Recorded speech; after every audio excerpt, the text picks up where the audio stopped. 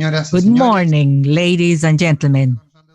On behalf of the National Education Council, I would like to welcome all of you to the 26th version of International Seminar, Educate Without Limits, Building a Learning Ecosystem for These Times.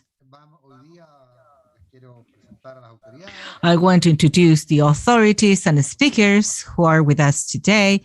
We will have the Minister of Education, Mr. Raúl Figueroa, the President of the National Education Council, Mrs. Luz Maria Butch, and our international guest, Dr. Kevin Bartlett, founder and director of the Common Ground Collaborative, CGC, and the Executive Director of the Kodea Foundation, Mónica Retamal, and our hostess, Anneli Ramirez, Executive Secretary of CNED. In order to start this seminar, I'm going to give the floor and thank the presence of the Minister of Education, Mr. Raúl Figueroa. Minister, you're recognized. Thank you very much, Nicolas. Good morning, Luz Maria. Thank you for organizing this seminar that we look forward every year, since it is characterized not only for its high level, for bringing international guests, such as Mr. Bartlett this year. We know his contribution will be fundamental, and also put to the fore some issues that are always so important. I want to highlight that it is not necessary to describe how complex it's been the last time for the Chilean educational system, and also for all of the educational systems throughout the world. The pandemic led us to extremely complex transformations, and I think Chile has been able to overcome all of those hurdles. Time, it's a very wise judge, and time has showed several things. We said how necessary it was to give continuity to the educational process while in-person classes were suspended, and to speed up the reopening of schools. And today it is quite clear that in order to recover what the pandemic has taken away from us, being in person at schools is essential, and Chile is an example in the Latin American region. And the contribution made by the Council during this time to carry forward that very difficult task, which is the work that is also doing to set common objectives for the future, is very important. Just to give you an example, the curriculum prioritization and the essential pedagogical tool to face the pandemic was something discussed between the CNED and the Ministry of Education. And this work was done not only in a timely manner, but also quite professionally, so the system could have a flexible, appropriate tool for the times we were going through, and which will also be very useful to recover what the pandemic has taken away from us. And I would like to tell you about 2 points. If there is something valuable we can get out of all this, it is the urgency to recover some public policy aspects that were left behind. The need to give educational systems more flexibility, the importance to give schools some spaces of freedom so that they can develop their projects, recognize innovation as a response to difficulties, and that in order to innovate, you can't do it without flexibility or freedom. That diagnosis, which is the one we had been discussing prior to the pandemic, now is stronger. And we have to recover the focus of public policy in learnings. We cannot do something different as focusing on learnings and how important it is, that aspect, to have an educational system that is successful. And we have to be able to provide conditions to recover everything we've lost and that in a post-pandemic or normal period, all of this is the focus of our concern. So this seminar is so relevant to the moment we are going through. There is something we should never forget, which is students should be at the center of our concerns, and their needs must be met through the educational process. We must not forget that learnings are the essential element of what happens at school. It is what will differentiate what happens in the classroom. Other elements are important too, psycho-emotional development, all that. What makes school different from other spaces is that the school is focused on learnings, which we should not omit. And for that focus to be at the center of our concerns, it is not enough just mentionings and speak about platitudes, but we should devise public policies allowing the school to be a place where the student is at the center and his or her needs should concentrate our concern. Spaces of freedom, flexibility, innovation in its broadest sense are central elements, together with a commitment by the educational community and the role of parents, which is also so important. I just want to finish by mentioning something more political. I think that the contribution made by the National Education Table by putting this topic to the fore is very important, not only in the context of the pandemic or what educational policy needs, but in the context of the constituent discussion and the presidential debate. Two fundamental areas where education, unfortunately, has been absent. We have seen how in the presidential debates, education has not been subject of discussion. And in the new constitution debate, besides controversies, the rights that have to be guaranteed to have a diverse quality educational system that is available to all, beyond some debates in the trenches, it's not being present. The National Education Council places at the public debate elements that are central for the future of our educational system. And I would like to thank you and congratulate you for that. And we hope you have a very successful seminar, and we will be looking forward to the conclusions. Thank you very much. Thank you, Minister Raúl Figueroa, for your kind remarks and for accepting our invitation.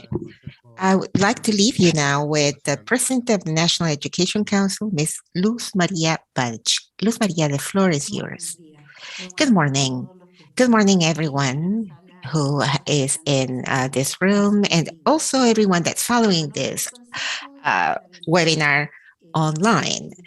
On behalf of the Council, I would like to welcome everyone and invite you to take part in it because, just as the Minister of Education has said, we have a lot to say and a lot to share with you. And the title of the seminar, Educating Without Limits and Building a Learning Ecosystem for These Times, invites us to take action, to build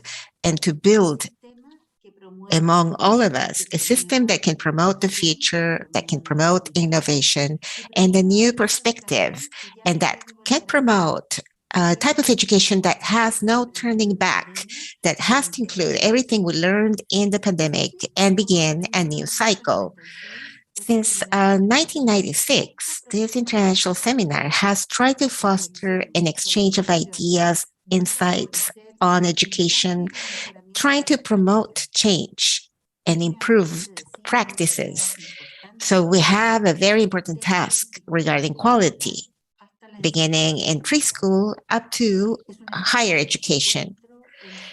It is a space where we come together with experts from abroad and from Chile, and we work as an educational community, perhaps not looking at everything through the same lens, but with a common mission that is to actually take care of that process which is necessary for the country.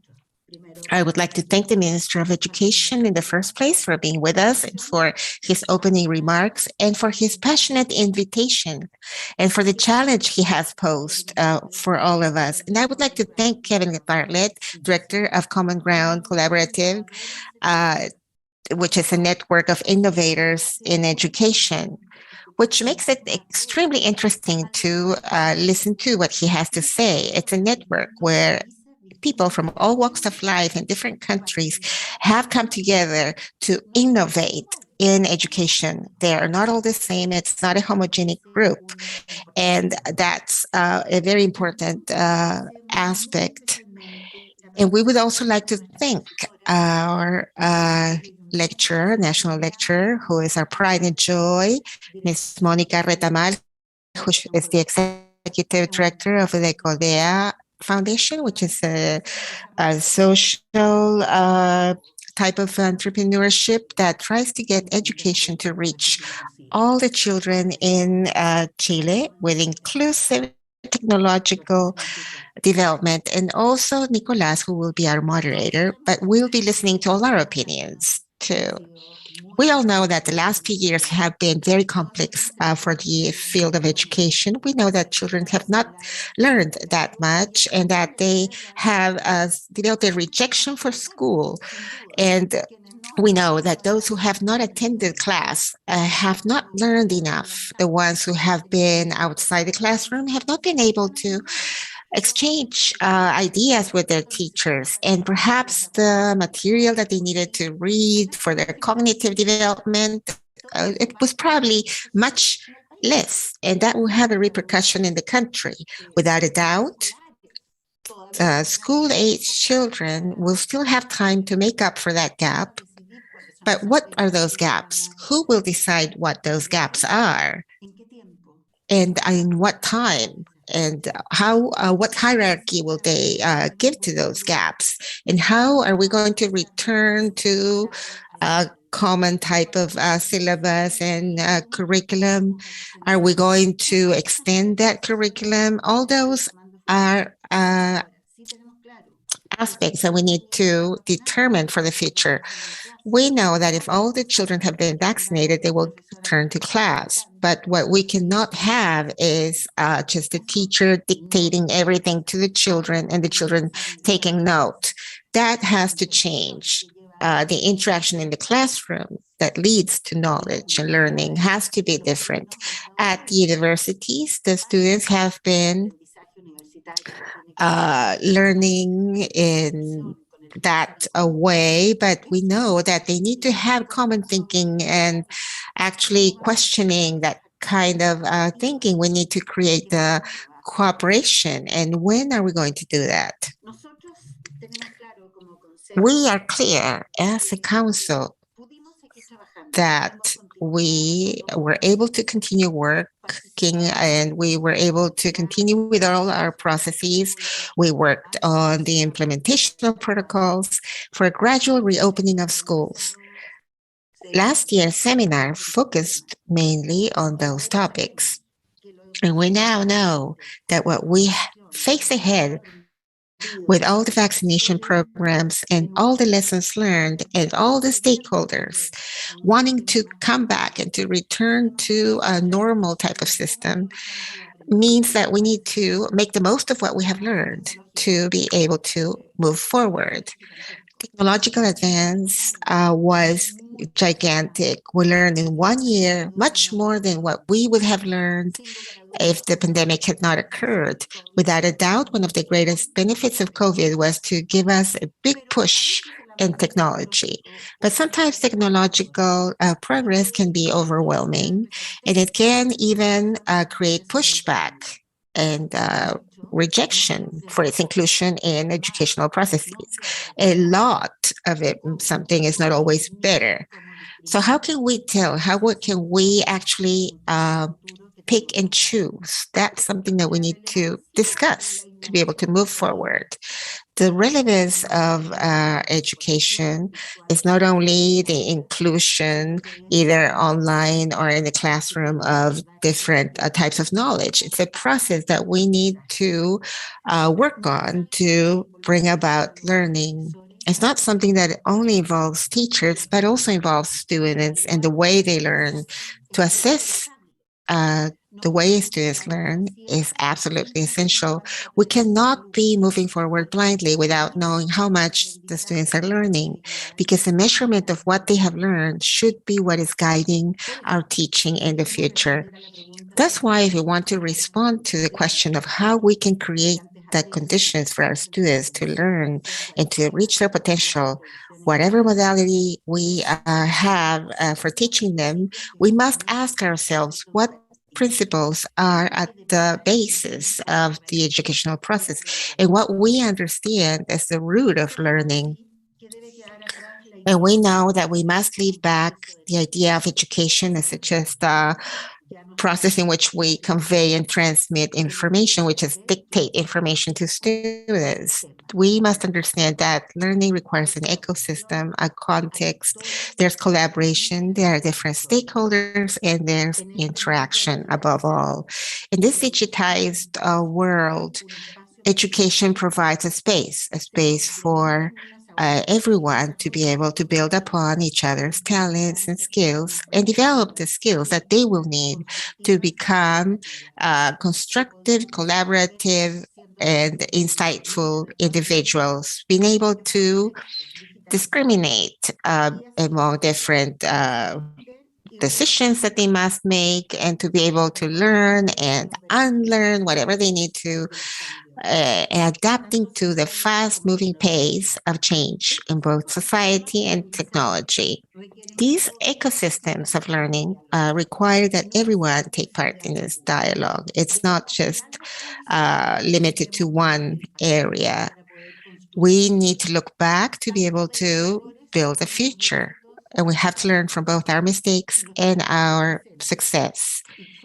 And those are the bricks that we need to use for building a solid future.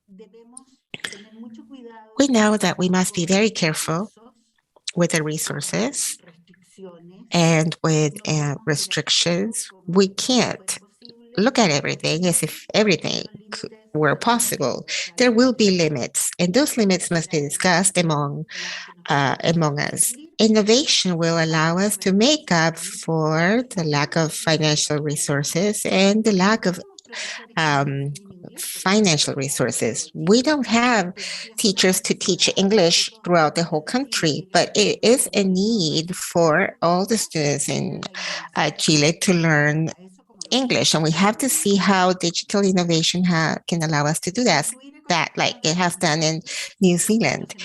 Building educational ecosystems is the root of this seminar. And the reason we're focusing on that is because that will allow us to teach our children without limits. And we have gathered here today to decide how to do that, to collaborate. We don't want to just reflect on it. We must find a way to take actions to make that possible. The CNE, the National Education Council, is confirming its commitment with the fulfillment of that goal. We want to help those decision makers and those responsible of education. We want to assess them and give them feedback. And we want to reassure that all students will have a quality education that promotes learning and development throughout their whole lives. We want to thank once again everyone who is joining us today, and also to thank everyone for discussing this challenge and for helping us build this quality ecosystem for an educational future. Thank you so much. Thank you, Luz Maria Balch, for your opening remarks. I will Now, I'd like to remind you that this seminar is being transmitted through a YouTube channel, and you have a translation and simultaneous interpretation. If you're looking at this in English, you can also choose Spanish if you wish. And in the chat of the YouTube channel, you may ask any questions that you wish to be answered during our discussion panel that will come after we hear Professor Kevin Bartlett's lecture. And now we will be paying special attention to our international lecture today, which will be delivered by Professor Kevin Bartlett, a creator and founder of Common Ground Ireland, who is in trying to create a simple answer to all the issues that we have in education. Kevin Bartlett has led educational agencies in many countries, and he was the director of the Brussels International School. And he has created different types of programs for school councils and for school councils in New England too. And he is now working with a new protocol for innovation in this type. He's an author of many different articles. He has delivered many lectures and conferences. He has been a consultant and a facilitator for change in different school systems, and he has worked with parents and students in all of these matters. We would like to invite you to hear his lecture from San Pedro Sula in Honduras, and his lecture is entitled An Ecosystem for New Transformational Education. Kevin, thank you for being with us. The floor is yours.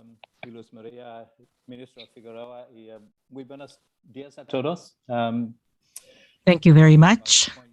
Good morning, everyone. I want to talk about something that's vital to all of us, I think. A new approach to learning, one that reaches everybody, every university, every preschool, every child, every parent, every teacher, which is a grand aspiration, I know, but let's talk through how I think that might be possible. So I called this a learning ecosystem for our times. Luis Maria has talked about learning ecosystems. One of my beliefs is we have to be systemic in what we do. I've seen so many educational initiatives at national and local level fail because parts of the system were ignored. The universities were ignored, the teacher training colleges were ignored, the parents were ignored. So if it's going to be a system, I think it has to be a system that creates a culture, and it's only a culture if everybody owns it. So why do that? You know, why go to all that trouble? Why try to reform, you know, the whole universal system? Simon Sinek's wonderful short book, Start with Why. Start with why, and then how, and then what. So in my own work, we started with why. Here's a big why. For me, schools have become too complex. They're loaded with bureaucracy. Teachers are weighed down with busy work that does not have an impact on learning, and they know it, and we can do something about that. So we're looking for a new clarity. I see schools as very siloed places. Las escuelas son como silos. Divisions between disciplines, divisions between the parents and the school, divisions between children and what children need to be learning, divisions between what we promise and what we deliver. So how do we close the gaps? How do we go from silos to systems? And really critically, how do we bring simplicity? I was talking to Luis Maria before we started about the difference between simple and simplistic.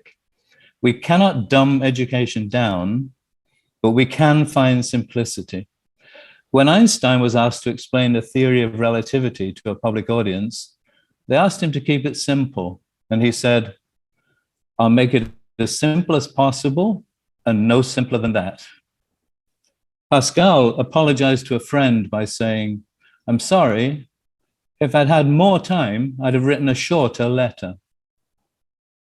Saint-Exupéry said, some people think perfect is when we've added everything we can. I think perfect is when we've taken away everything we can. So how do we strip out the non-essentials and create an essential learning ecosystem? One in which every child gets what they need. For me, that's what equity is. It's not every child getting the same thing, but every child gets what they need.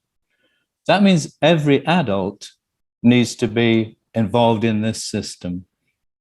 Us as educators, but also parents. Parents are the first teacher. We need to include all adults in this system. I'm working in a school, a lovely school in Ecuador, a startup school. We talk about our families there as learning families. Every family is a learning family. I do a lot of work with parents, but in different ways, bringing them into the school, digging into their personal experiences, having them write messages to the teachers. Dear teachers, please remember that each one of my children is different. I'd love it if you treat them that way. And a very moving message actually from a parent in Ecuador. Dear teachers, please remember that you're doing a great job. Keep it up. So every family, a learning family. And then the how and the what. So if the big idea is a simple connected system that reaches from toddler through university, through adult education, how do you do that? We decided to approach it as inquiry. I teach a lot of leadership classes, and we think of leadership as inquiry. So if we were going to create a new kind of education, what questions would we need to ask, and how might we answer them? We said we're going to work with 5 essential questions. The first one, the most fundamental, is what is learning? I see schools all over the world. We're in the learning business. We're in the learning game. We're in the learning profession. We haven't defined it. So we said we will define the learning process as simply as possible. Deming, who transformed Japanese industry after the Second World War, said, if you cannot describe what you're doing as a process, you don't know what you're doing. And that just sounds right to me. If you cannot describe it as a process, you don't know what you're doing. So we said, we will work out how we learn. Then we have a big question. What's worth learning? The content. We can't learn in a vacuum. What content, what body of knowledge for these children, in your case in Chile, right now, in this current very, very dramatic world situation with pandemics and divided societies. And then we said it's not a system unless everyone is included. So how do we diversify? Our question there is, how do all learners access learning? So what is learning? What's worth learning? How do all learners access learning? And then how do we teach to that? How do we teach for learning and build learning cultures in every school?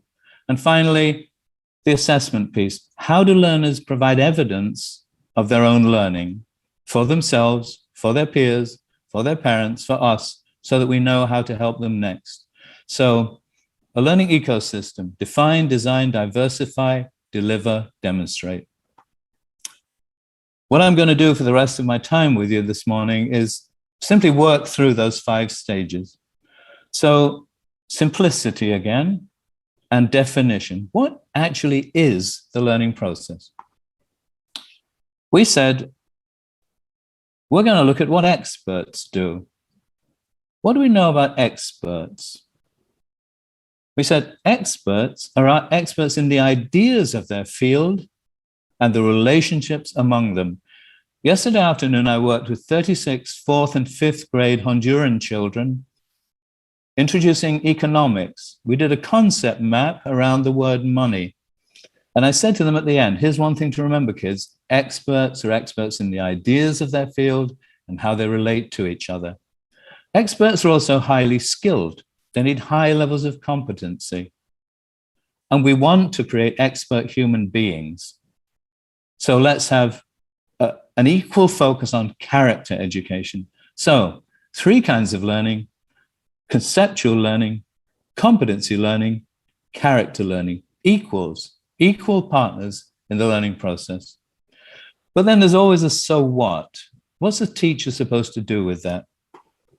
We said, now that we've defined the learning process, we can define the teaching process. So we said, when we build ideas, as we build conceptual learning, we connect first with the children's prior perceptions, prior concepts, prior knowledge. We know the human brain learns by making connections, but often in the classroom, we do not connect with what the kids already know. We then provide them with new information, new knowledge, disrupt their theory of how things work, help them construct a more detailed, a more accurate theory, check it out in different contexts and share it until we can say, I understand that. We use very simple language, simplicity again. I used to think that, now I understand that. Here's my evidence. For me, and this just works for me personally, that is a lifelong process. Talking to you today, I came into this seminar with a certain amount of knowledge. I'm talking to Annalie and everybody about the issues in Chile. I learned something already from listening to people before we even started. I'm constructing a more accurate picture. Hopefully, I can then contribute to that picture because my understanding has grown. So it's this lifelong spiral, this helix, this always connecting, constructing, contributing, connect, etc., etc. So a lifelong learning process. I used to think it was like this. Wait a minute. I've now learned something different. I have to rethink. Maybe it's more like this. I think that works. Now I can share that. Competency learning, we think, is different. If you want people to build a skill, show them models. We always show models when I work. We deconstruct a persuasive argument, a scientific report, a soccer kick, a throw-in basketball. What does it look like when it's done well? What are the parts of this? Let's take it to pieces and then let's put it back together again, kids, so we see how to do this. Identify where we stand against a good performance or a good product and practice to close the gap until we are able to. I used to struggle to, now I'm able to. Here's my evidence. Character learning, put kids in authentic context. Consider how it would be appropriate to act. Act on that, reflect on it, until over time we become more empathetic, resilient, reflective, compassionate. So, the 3 C's of learning, conceptual, competency, character, each with a simple, understandable pedagogy. What we're doing is building experts. This is my mantra for every faculty meeting in this school in Honduras. Remember the impact, guys. All the rest is just outputs. It's stuff we do. We're building learning experts in our school, every single one of them. Learning experts have deep conceptual understanding of ideas that matter. High levels of competency in key skills, strong, positive moral character. I just want to prove my theory. I met Monica a few weeks ago as we began to prepare to be with you today. And I asked her to talk about what she does, what she thinks about. Immediately, Monica is talking big ideas. She's talking the big ideas of transformation through technology. She is clearly highly skilled in what she does. And her character is such that she cares about transforming education. Talk to anybody that you can think of who you believe to be good at what they do. And just like Monica, they will show you deep conceptual understanding of the ideas of their field, high levels of skill, strong, positive moral character. This is real stuff. It's not theory. It's how people really are. That simplicity of the 3 C's I'm finding all over the world provides a shared learning language for parents, for teachers, for kids. I understand that. I'm able to. I'm becoming more. Here's my evidence. I've asked this question all over the world to parents. What do you say to your kids when you want to know what they've been doing in school? And they say, well, we say, what did you do today? What did you learn today? And the universal answer, nada, rien, nothing. We're trying to give parents a different language with which to talk to their children about learning. If this were a longer seminar or a workshop, we would explore the opportunities of all teachers planning to, by the end of this module, I'm an art teacher or a history teacher, we're working together. I need the kids to understand that, be able to become more. The same language, the same impact, simplicity. Those spirals always operating together. El ADN de aprendizaje, the DNA of learning. Obviously metaphorical. We haven't actually got this under a microscope, but metaphors help people remember and understand. The 3 C's always interacting. So now that we have a sense of how we learn and how we can teach for that, we still have to ask what's worth learning. I think this applies in your context as well, but the metaphor may not, the language may not. What many school systems do is produce mountains of standards. They write lists after lists after lists of learning standards. They give those lists to schools and say, here, take these lists and turn them into learning. Honestly, I've seen schools not know how to do that. So they give the job to the teachers. Then the teachers are between a rock and a hard place. I think you say, is it between the sword and the sea? There's a similar way of expressing it in Spanish. The teacher has 2 choices. Either try to teach too much and do it superficially and know they're doing a bad job, or leave some things out and feel guilty about that. We said as an organization, we're going to take the teachers out of that squeeze between the rock and the hard place. We said we'll start here. For a universal system of learning, what is common to all people all over the world? That's why we're called the Common Ground Collaborative. We identified 6 human commonalities. This is based on the work of Ernest Boyer, a brilliant educational philosopher, who first coined the phrase human commonalities. We hijacked that phrase for universal international education. We said, whoever we are, wherever we are, all people seek a purpose in their lives. We like to believe we're part of something bigger than ourselves. We need to find social well-being, occupational well-being, physical well-being. We need to find our passions. We need to balance all the demands on our lives, find purpose and find balance. We seek to understand how the world works, to see the patterns of science and mathematics that govern the way things move and the way things act. And patterns and principles applies to social systems as well. I teach pattern finding to school leaders, for example. We're all part of one planet. We know what we're doing to it. It's not, there's a conference going on right now that we all know about. We are destroying our own planet. That's how smart we are as a species. All kids need to understand that and make contributions to ecological sustainability, but also social sustainability. Society is very divided. The gap between rich and poor is enormous, and it affects schools. You can get a decent education if you can pay for it. I don't know if the case in Chile, but everywhere else in the world, we have to reach the kids in the poorest of settings. It has to be an education for every child. Otherwise, we're not using the resources of our countries and we're not serving our countries well. We're all members of groups. We are individuals, but the most forceful element in human social evolution has been group membership. The way groups form, their history, their geography, their economics, and critically, the way groups treat each other. It's so easy to turn one group against another, to blame our problems on another group, another nation.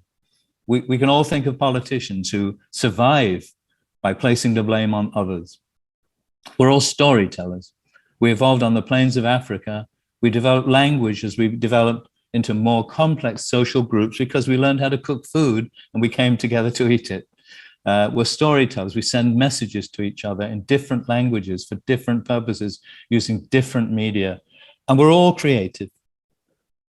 Not quite uniquely because some other species create tools, but we've taken creativity to its extremes. We can create new technological solutions, the wheel, the printing press. We can create art. We can create ballet. We can create paintings. So we said we'll organize content under 6 human commonalities. We did not dispense with the disciplines. We still use the disciplines, history, geography, physics, chemistry.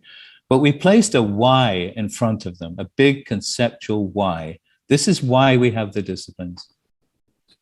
It's not a national system. It's not an international system. It's a universal system. I've shared this with educators all over the world, China, India. We did not find much disagreement about these human commonalities. It also takes us through disciplinary work, dealing in one discipline, interdisciplinary, several disciplines, and then working with concepts that sit over the disciplines, truly transdisciplinary. Just to be clear, we do a lot of disciplinary work in schools. We're not trying to get rid of disciplines, but we're also working at transdisciplinary levels. I'm just writing a module with a whole group of specialist teachers in Honduras called What is Beautiful? Understanding the Aesthetics in Everything, working with PE teachers, art teachers, STEM teachers. We mapped the human commonalities like this, and we have this map in a range of different languages and 2 versions of Mandarin, etc., etc. And then we said, well, so far, so good, but so what? What is a teacher supposed to do with that pretty map? We said, first of all, we're going to try to determine the outcome of this thinking. For each one of those transdisciplinary human commonalities, one clear graduating transfer goal. We actually map this down to after early childhood, after elementary, after middle school, after high school. We will create a balanced person, able to balance their resources and live a life of purpose, a rational problem solver who can use sound reasoning to solve complex problems based on a deep understanding of causation. If I could develop kids who think about why things happen, I would end my career a very happy man if every child understood why things happen. Learners who want to contribute to sustainable societies and sustainable ecosystems. Learners who know how to build relationships, to be members of groups, to operate within groups, to build their own network. Learners who can stand up in public and communicate in a compelling way on a matter of principle or a big idea. Learners who can conceptualize something from zero and work to make it a reality. So we work backwards from these outcomes, these transfer goals, and they drive back into the shape of the curriculum. That curriculum is designed as a matrix in our world, the 6 human commonalities, and then learning modules organized from pre-kindergarten through to high school. Each of the modules driven by a compelling question. How does money work? What I was doing yesterday with 5th grade. Why do we fight? So what's real news? Why learn? How do wolves change rivers? The Yellowstone story of what happens when you remove and then replace apex predators in an ecosystem. So a connected curriculum of powerful inquiry-based learning modules, providing coverage of national standards, which we distilled out into conceptual, competency, character, but uncoverage of big ideas and enduring understandings. So coverage of national standards, but condensed and prioritized, embedded in modules driven by inquiry to provide uncoverage of deep, enduring understandings and big ideas. Spiral through the curriculum. In our system, young learners will meet each concept at least once in kindergarten through grade 2, at least once again in grades 3 through 5, at least once again in 6 through 8, because understanding happens by degree.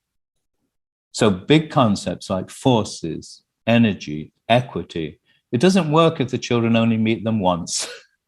They have to meet them repeatedly and across disciplines in a connected way. We design the module simply. Why are we learning this? And then what? Conceptual goals, competency goals, character goals, and then the assessment systems, and then how we will teach it to them. And we're sharing these modules with schools all over the world and modifying them for the local context. I just rewrote one called How Does Where We Live Affect How We Live for Honduras? And we looked at the pandemic, we looked at the 2 hurricanes we just had, and how differently people were impacted depending on where they lived in Honduras. So a sequence of modules connected together to make a continuous learning experience for the kids. And then sometimes we'll ask the children to design their own module, depending on the school's views about open inquiry. We say to them, what would you fight to learn? What would you, you personally, what would you fight to learn? What's an important question you have? We say to teachers, what would you fight to teach? We bring the teachers into the process. We take regular content and make it more compelling by approaching it through questions and inquiry. So we end up with a map, a matrix, and modules. One connected curriculum.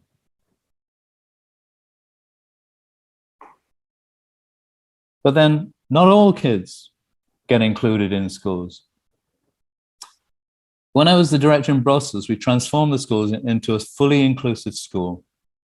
The mission was only 4 words: everyone included, challenged, successful. It is perfectly possible to accommodate a full range of learners in an ordinary school. There are ways to do that. No child left at home in the attic. I used to joke about this with the teachers in Brussels and say, you know, I've done some basic research and I noticed something about expatriate families. You know, when they leave home, they bring their children with them. And you know what? They bring all their children with them. If one child has a problem with language processing, they don't say, sorry, Mary, you won't be coming with us. There's sandwiches for 2 years in the fridge. You know, don't do anything silly. They bring the children with them. And I felt it was our duty to educate every child in that family.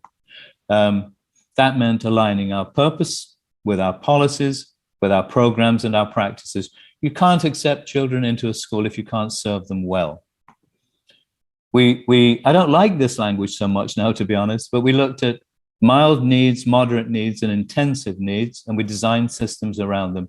I prefer now, honestly, to think of myself as a capacity builder, not a needs meter, because meeting people's needs makes them seem needy. And I don't think children are needy. I think they have great capacities. For gifted children, another term I don't like very much, current systems do not serve these children well. If you stratify education to grade level standards, you automatically constrain those children. We've designed systems that provide floors without ceilings. If you design learning around big ideas and questions, there is no limit to how far that child can go. They do need mentor teachers who have at least the same conceptual understanding as that child, but that's all possible with flexibility. I think I heard Luis Maria talking about flexibility and system. If we're going to meet every child, we need a new kind of flexibility. We need to see teachers as capacity builders, learners as self-advocates. We teach them how to learn. We teach them how they learn. We teach them how to show people how they learn so that the teachers can help them better. We have to be deliberately diverse. Equity is top of many people's agenda for many good reasons. We have not offered equity in societies around the world. We need to do something about that. For us, inclusion, and I think this works in both English and Spanish, means being a part of something, not being apart from something. So all of that embedded in culture. I see schools as cultures, teaching as cultural. We need to build learning cultures. I love this phrase by the Austrian thinker Drucker, who said, when it comes to change, culture eats strategy for breakfast. Leaders come in with their strategies, they leave again. They've used their strategies, nothing changed. If you don't get deep into the culture of a school, you don't change anything. The simple definition of a culture, the way we do things around here. I like another definition.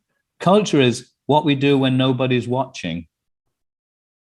It's the internalized behaviors that we actually do because we believe in them, not because somebody's watching. So thinking of culture, cultures share a language. So learning cultures share a learning language, conceptual, competency, character. Those drive the curriculum because every module has conceptual goals, competency goals, character goals. They drive the culture because they provide that common learning language. So a learning definition sits in the middle, but cultures also share belief systems. So we design belief systems with schools, and then we base all the professional learning, the teacher evaluation systems, etc., on the practices that we say we believe in. I'm a huge believer in the power of a school framed by a few shared principles, not constrained by multiple rules and regulations. So we work in schools to build culture by building shared principles. We actually do it through storytelling, backed up by research. We actually have teachers draw their stories from their own childhood, their own learning experiences, and from their experiences, we build a set of principles. A principle for us is a shared truth that brings both freedom and order to the system. Freedom because they're broad, order because they're clear, and within the system, degrees of personal autonomy of interpretation. Principles come from within us. Rules are imposed from outside us. This is just an example. We will often end up in a school with a set of principles that look like this. The purpose principle. Everything we do starts with why, and we teach for meaning. The people principle. Learning is not just cognitive, it's social and emotional. We build relationships around learning. Relationships may just be the biggest influence on a learner's success. We need to own our own learning. All learners, teachers the same, they need to own their own learning. We learn by making connections to our prior knowledge across disciplines, to the real world. And we must keep that sense of curiosity and wonder that children come to us with. So 5 simple principles to shape a culture. We then move from principles to practice. For every principle, for example, the ownership principle, we would say, I'm just going to stick in another metaphor here. I was just doing this workshop with the school in Dubai, and a young Irish teacher, Katie, said, you know, I think about owning learning like I think about owning real estate. If I rent my apartment, I don't care about it so much. I don't look after it so well. It doesn't mean so much. I don't invest in it. If I own it, I have a different relationship with my apartment. I'll invest in it. I'll look after it. I'll care for it. If I leave for a while, I still own it. And I began to think of learning just like that. Are the students in Chile owning their learning or just renting it from us? So that when they leave school, they just leave it behind like a rented apartment. Our own goals with guidance from teachers. Teachers can set their goals and help kids set their goals. I learned from working with my wife as an early childhood expert, between the ages of 0 and 5, students learn to self-regulate. If they do, they go on to be successful. If they don't, they never go on to be as successful. We need to teach self-regulation, metacognition as curriculum, not just reading, but teaching them the reading strategies. Again, when Marta's working with early learners, they know the strategies, they can name them. They say, I'm going to go back and reread now. I'm going to peer edit now. We have to give kids the tools for learning itself. And then finally, how do they show us what they've learned? There are forms of mass testing, quantitative, norm reference that may be necessary. CGC is focused somewhere else. We focused on evidence-based, qualitative, personalized learning with the evidence provided by the child, but against clear learning goals. I learned this from a friend of mine, Jay McTighe, who designed Understanding by Design that might have, I don't know if that's used in your system. He said, you know, it's interesting. The root of the word assessment is the Latin assidere, which means to sit with or to sit beside. The origins of assessment were sitting beside somebody, looking at learning together, not looking at them and testing them and finding what they can't do. So I think we should go back to what the Romans knew. We've designed 5 learning principles. The purpose of assessment principles, the purpose of assessment is fundamentally to provide feedback to learners, to improve learning, feedback to practitioners, to inform our practice. Assessment is only reliable if we use multiple sources. The assessment should be aligned with our learning goals, and then value. Since we value what we assess, we should assess what we value. And equity. Assessment must be fair to all learners. So feedback to improve learning, feedback to inform practice. And then within the CGC system, we close the system, we close the circle. We ask kids to self-assess with our help. When it comes to alternative energy in Chile, I used to think that, now I understand that, here's my evidence. I used to struggle too, now I'm able to, here's my evidence. As a person, I think I'm becoming more, here's my evidence. So, close the system. Define learning, conceptual, competency, character. Design learning, the map of human commonalities, the matrix and the modules. Diversify, clear, fair, equitable systems so that all children access learning and all people access opportunity. It's not just the kids, opportunities to lead, opportunities to have your voice heard, the parent voice, the teacher voice. And then building learning cultures to deliver that learning around principles turned into shared practices in every classroom. And then qualitative, personalized, evidence-based demonstrations of learning in our assessment. So 5 Ds, 1 learning ecosystem. But I just want to begin to wrap up by saying that may be a learning ecosystem for our times, for all people, through human commonalities. But again, so what? What do we do with that? Here's what we found in our own work. People don't transfer ideas. Kids don't transfer knowledge from one discipline to the next unless the teacher helps them. They don't think, we've been learning about systems in biology. The solar system is also a system, and actually so is the digestive system. So what am I learning about systems? Unless the teacher says, you know, when you're learning about systems with Miss So-and-so, we're learning about language as a system now. Think about that. And similarly with us as adults, the invisible wall between the conference and the classroom, this seminar and tomorrow's teacher on Thursday morning in their regular classroom, where people may like the ideas we share today, but then nothing happens. We don't transfer ideas into practice. We write policies. There's an invisible wall between policy and practice. We have to dismantle those walls. Otherwise, we're just, I don't know, we're enjoying ourselves with our own ideas and feeling smart about things, but we're not actually having an impact on our kids. There's an invisible elastic that pulls us back to old practice. And the regressive elastic always seems to be stronger than the progressive elastic. So we've been puzzling about this problem, myself and my team. How do we break that wall down? And how do we do it on a large scale? There are various ways we're finding success. One is this.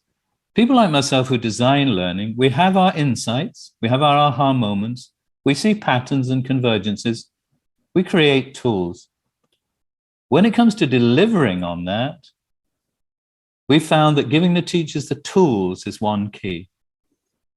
A person needs the tools to do their job, and they shouldn't be having to invent them and go looking for them. So all of our work, all of our practices are backed up by really good classroom tools.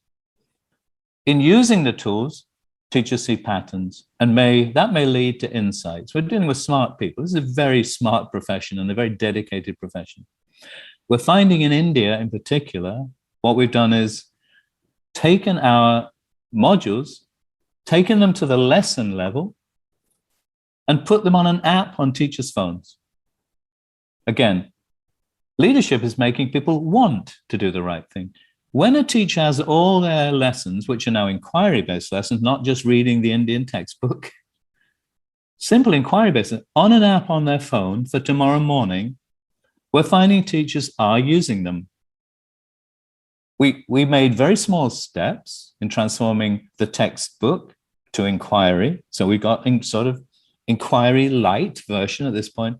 But if a teacher keeps seeing questions ahead of their activities, they begin to think in terms of open-ended questions. This is what we're finding. It actually is working. Jim Collins, in his book, Good to Great, said, technology will not get you where you want to go. But when you know where you want to go, it will get you there faster. Monica's going to talk about technology systems, and they're vitally important. Otherwise, we'll never be able to scale this stuff. But I would say you have to design the learning system before you can design the technology system. If you put those things together, you really have a chance. But it's not just take a textbook, it's design learning systems, design delivery systems through technology. Technology accelerators. We've called our work On Ground, the work in India, because we're putting this kind of learning on an app, on the ground in every classroom. So here's the kind of concluding thought. The simplicity, without becoming simplistic, no dumbing down, get to the essence of things.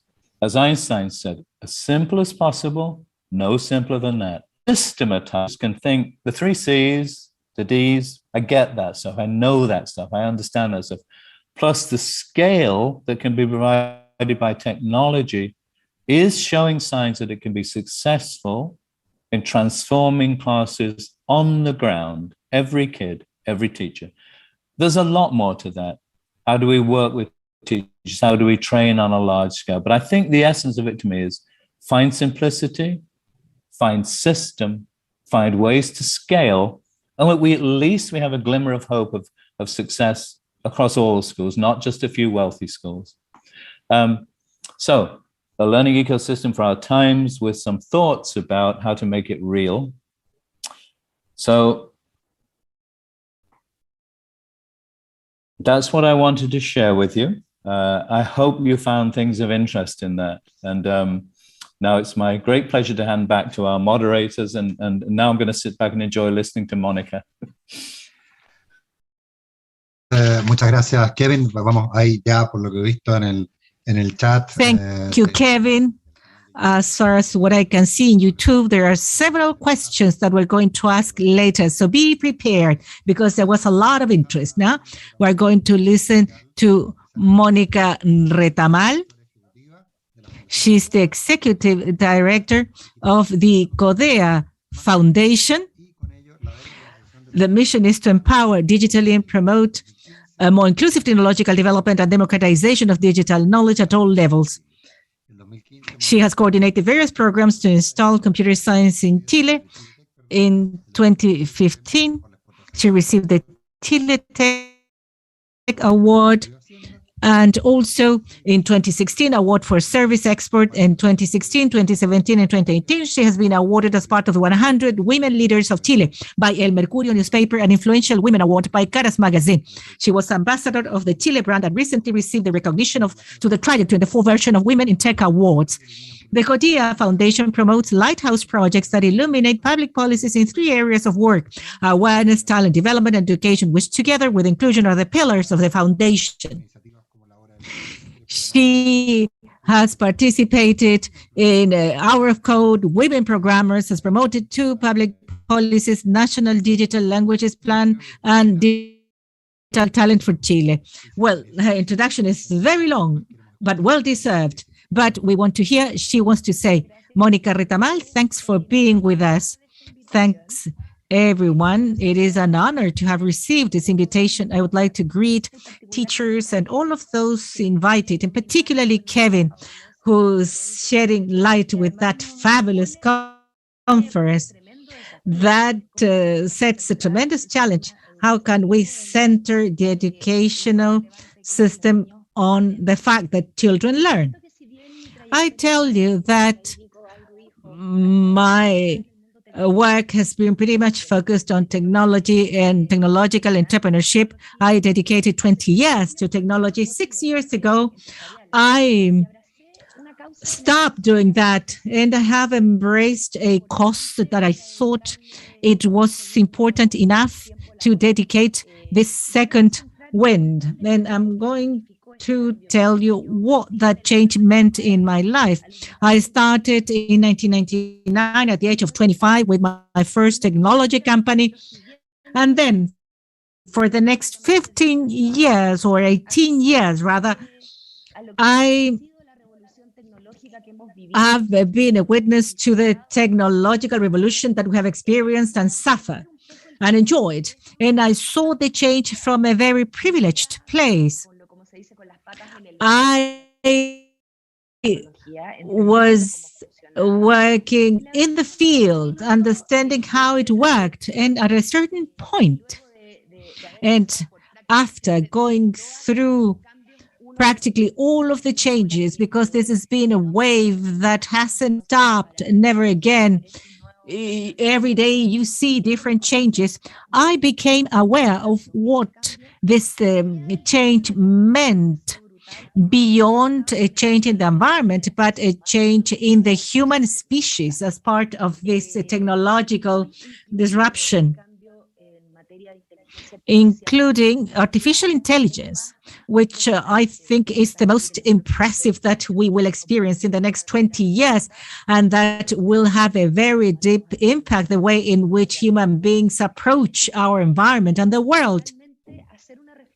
So I reflected on what we should pay attention to, and obviously education is where digital revolution has a considerable impact. We have experienced that, but today, scientific and technological knowledge is pretty much encapsulated in just a few. It is not something democratized. It is not something that is expanded, and there are some fundamental decisions made for human beings that are happening somewhere else, and we are not having a say.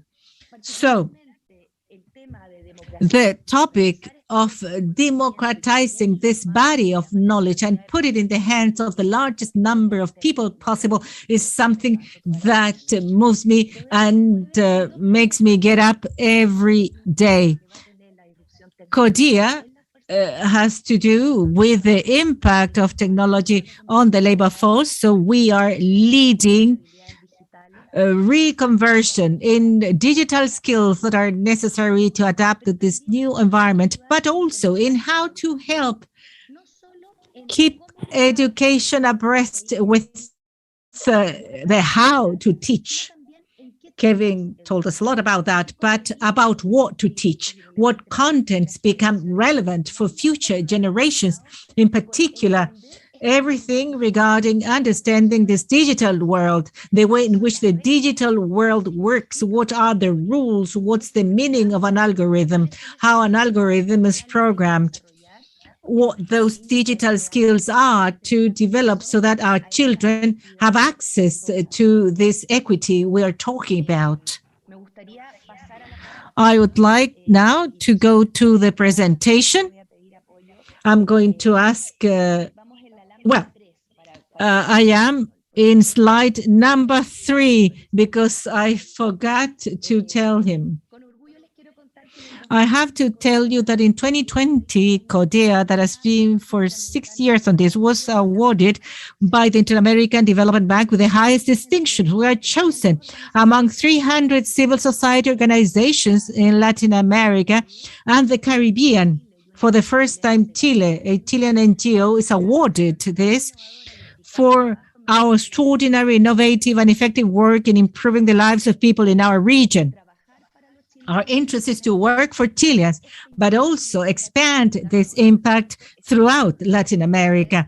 And we are working together with organizations of all Latin America and the world so that this change be generated at the level of the world ecosystem, and speak and talk to this collaboration that Kevin considered so important. The next one. For Kodea, it's fundamental that access to technological knowledge be something that's democratic, because we need more people participating, critiquing, and reflecting on the world that we're creating. The potential of disruption in technology entails a quantitative change in social relationships. The digitization of communication has generated such a great change that citizen appropriation or ownership of technology creates the seeds of the disintegration of the way we organize ourselves, even institutions. We have seen over the last few years how some institutions that were essential for us have been knocked down, and the seed for that and the digital and cultural transformation has been very important.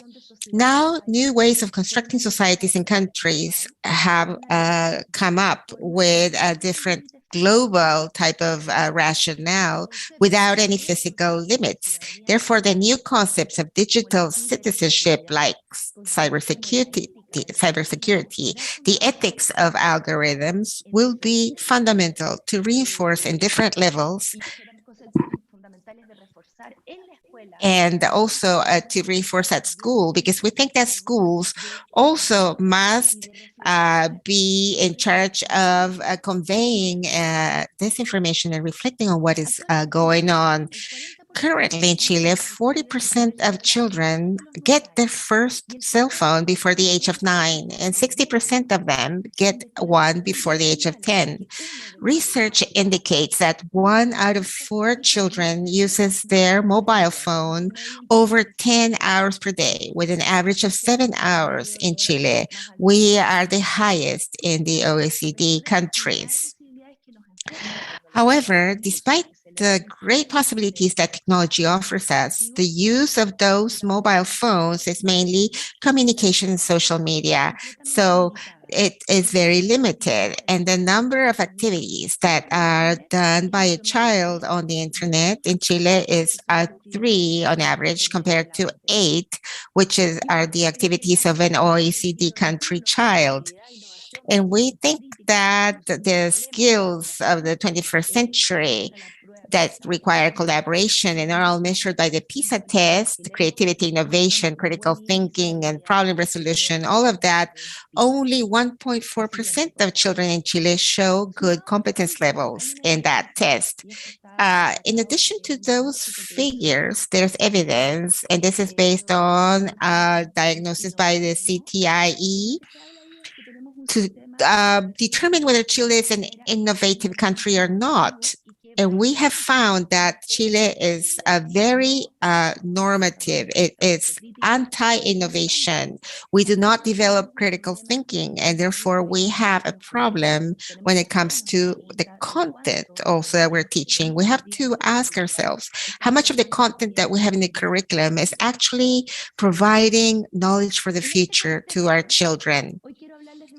In this context, I want to talk about a project that right now Kodea is working on. It's the largest project we have led. It's a 5-year project that we are developing in partnership with the BHP Foundation and with different institutions of the country to provide knowledge from the technological point of view and develop higher order skills in children. It's called IDEO Digital, and you can find that information at the website of the project. It is a project that tries to create the conditions in the Chilean ecosystem to implement computer sciences, particularly in the public school system. We want thousands of children and adolescents to become protagonists of the 21st century digital society.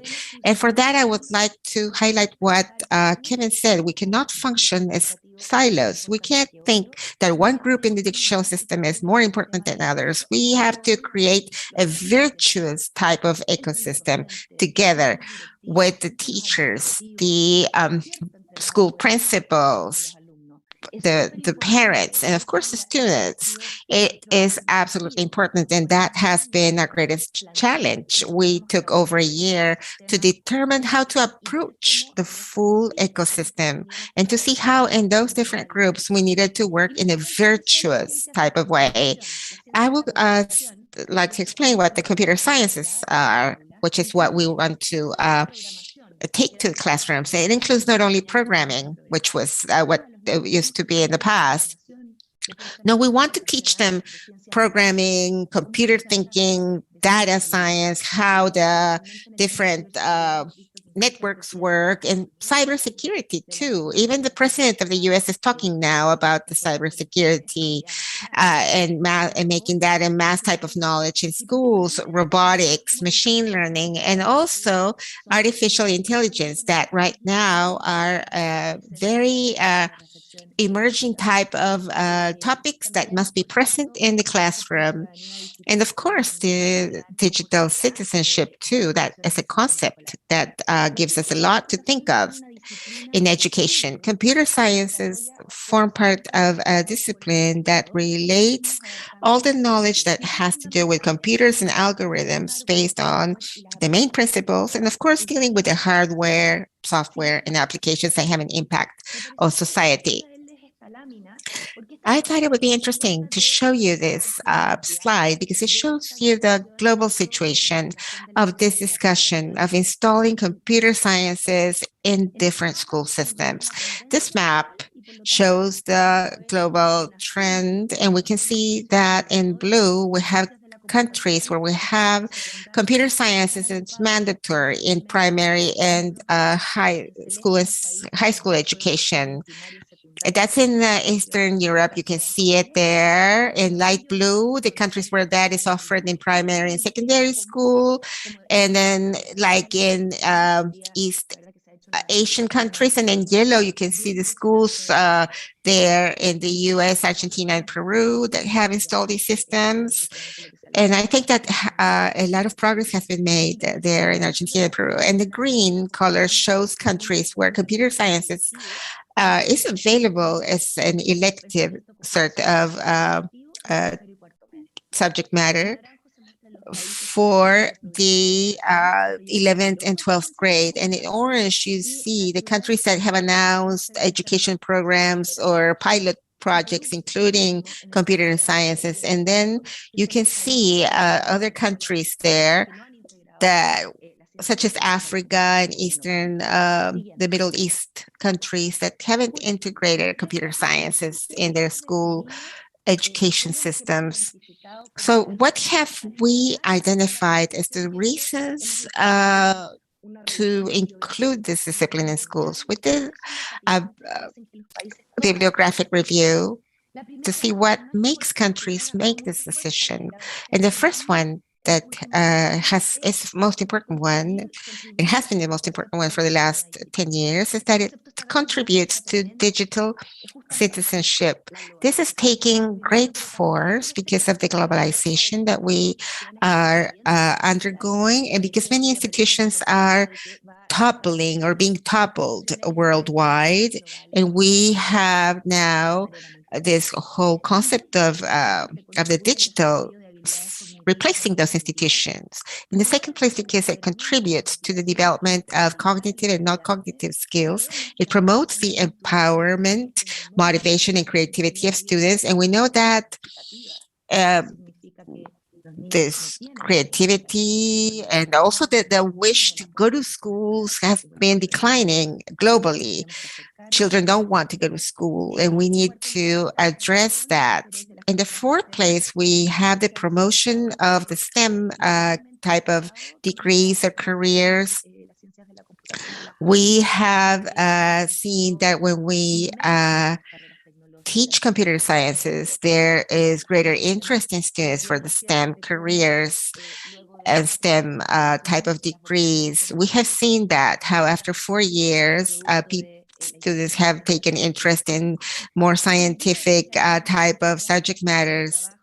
And this, of course, also provides the skills that we need for the workplace. And that connects to what Kevin said, to have a system that has greater equity, inclusion, and diversification. And then something that we are now beginning to do is trying to install this system, because it opens opportunities to transform schools into something different. To be protagonists of digital society, students through computer sciences develop skills for relating to one another and also with others, with other groups outside the school. It teaches them to manage their knowledge and their professional development, and it teaches them divergent sort of thinking, the wish to experiment, and also it makes them wonder about technology and teaches them about the safe use of internet, and also increases their own responsibility as regards internet use. I must say that I have just gotten back from an international conference in Los Angeles on the computer sciences. His name is Javi Bartovich, a person that spoke at that conference. And he said that after the pandemic, all of us who work in the field of computer sciences have felt that there's an increased demand in computer science. In the past, we used to feel that our proposal did not resonate with anyone, but now, post-pandemic, it has increased drastically. There's great interest, huge interest in countries and in also governments of actually using computer science in schools. So the evidence of what we do has become very important. And this lecture that I mentioned said that there has been an increase in devices, huge increase in devices. The number of devices that children have access to because the pandemic actually led to that. So the problem that we had in the past of coverage as regards devices is not that important anymore. And in addition to that, since there's mass use of devices, the whole mobile aspect of it becomes critical and it's essential. It's something that we had not foreseen, and the connection to the internet has become absolutely important. Countries are actually working on connectivity plans, and that's something that we are also working on an approach of having a lot of content also offline and online.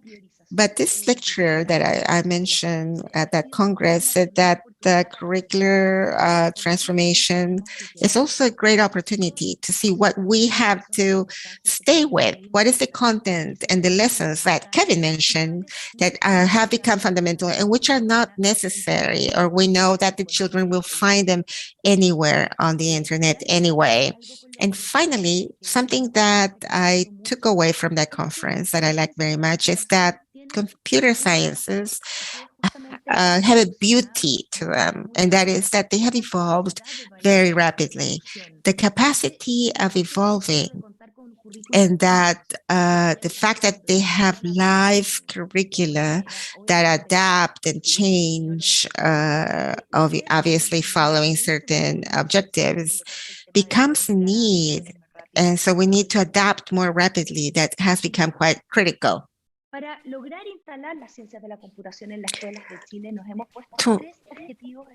To install these in our schools, we have set 3 objectives. The first 2 actually create awareness in all stakeholders. That's something that we're working on, trying to make this far more visible as regards its advantages. And in the second place is to implement these computer sciences in the classroom, because we don't only need to raise awareness, we want to do this in the classroom, and to build the system that Kevin mentioned becomes very important. So to create this flow that Kevin also described so in such detail becomes also fundamental. And we have done essential work to try to make computer sciences part of the curriculum. We're working from the 9th to the 12th grade using a very detailed approach as regards to content and trying to challenge students, trying to have a contribution to the curriculum, not only from the side of technology, but also trying to apply to all the curriculum, just as Kevin said, to be part of the whole curriculum. And this has to do with interactive activities and developmental projects that cover the solution of problems in the real world, because children today are in the real world and they need tools to solve their more immediate environment by having active learning strategies that use game and experimentation to promote an effective learning. In that way, students become protagonists of their learning.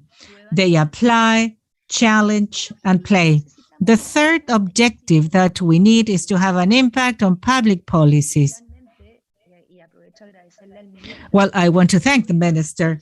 This government made an important effort through digital language program, made an effort to install this, but it has to be something that continues over time. This shouldn't be stopped. So we have to give continuity to public policies that stem from this.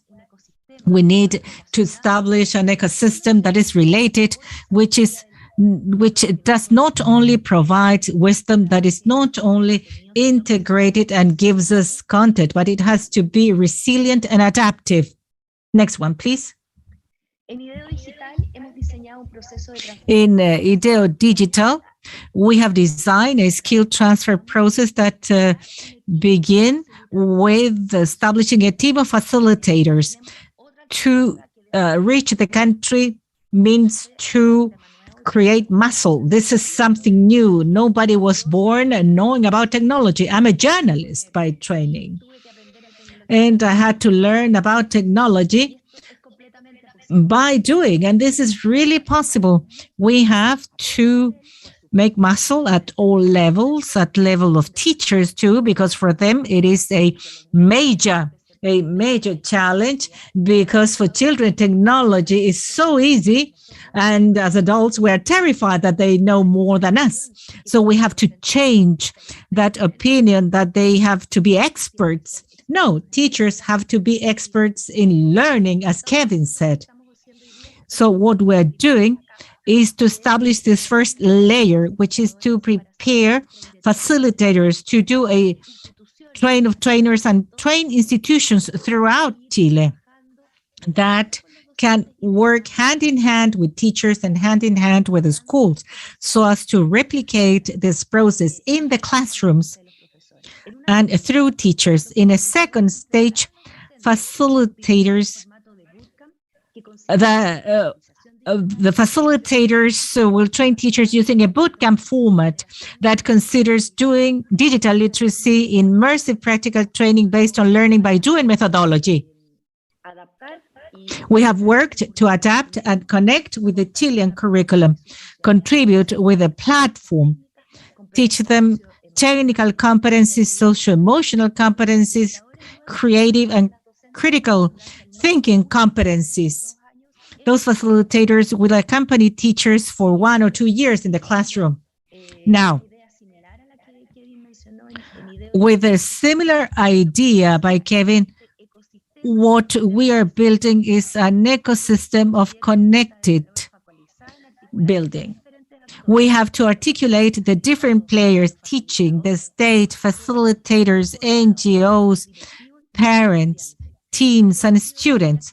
The purpose is to design collaborative projects in those groups, learning communities with different perspectives that allow to close digital gaps and provide us the opportunities we need for children. So we can devise a model that is scalable and that is self-sustainable. At IDEO Digital, we seek to empower teachers, which implies generating a robust and flexible offer, because we have to adapt to every type of teacher. We have realized that realities at different schools in Chile are quite dissimilar. So it's not to have a standardized plan for schools, but we have to produce an adaptive process where we will learn by doing, and we will learn with the communities. The digital transmission model seeks a change of roles in which the teacher is a leader learner who tries to be a coach and not expert. The task of providing training and support also seeks the creation of collaborative networks amongst professionals. In Kodea, we have already established in those networks, and we have strengthened those networks. Because Kodea Foundation's education area has worked having the teacher at the center of any intervention. And in this concept of practitioners, Kevin spoke about that, where the focus is on two aspects: making teachers visible, training them, and giving them back the power they need in the classroom. We have developed different projects such as Hour of Code that raise awareness of the importance of learning to program. And in the last 6 years, we have worked with more than 60,000 teachers in the Hour of Code. We have also worked with Los Creadores, teachers and students working, establishing solutions for their surroundings. We have been able to connect those teachers. We have a network of 1,000 teachers that get together, that exchange practices, that participate actively in webinars and show how these projects, how the work with students, with technology, will generate those objectives, such as critical thinking, learning how to learn. In 2020, during the pandemic, this community of teachers took over digital spaces and channels, and they were interconnected all the time. We had weekly sessions with them, not only to talk to each other about our problems, but it is important to understand, and I always repeat, in technology, there are no experts. In technology, there are people who are always learning. So being part of the technological change is open up to those new learnings. This is pretty much connected to what Kevin said. I will show you the standards that are produced for teachers of computer sciences within the framework of K-12, from pre-kinder to 12th grade. This is from the Association of Teachers of Computer Sciences. They expect students to have a clear understanding of the principles and practices behind this. This is a module that includes indicators for performance, what we see on the screen. Performance indicators of the teachers we're working with, by providing a model to cover different aspects of their own professional development. Computer sciences teachers must have deep knowledge of the content and skills and understand the progression of the different students. They must improve knowledge of the pedagogical content and skills to help other students to attain those outcomes. Given the transformation of the school requires strategic view, part of the success is the work we're doing with directors and principals. Most of our work is to raise awareness, to make it visible, and install these problems by doing campaigns, webinars, etc. And also, what I said at the beginning, we are connected with organizations throughout the world. We're working with the Argentinians, with the Americans, with a hub we created in Chile with organizations such as Chile Programa. We are all the time somehow sharing what is happening in different parts of the world, best practices, things that are useless, because obsolescence is quite important. And in Chile, we're collaborating with the Ministry of Education.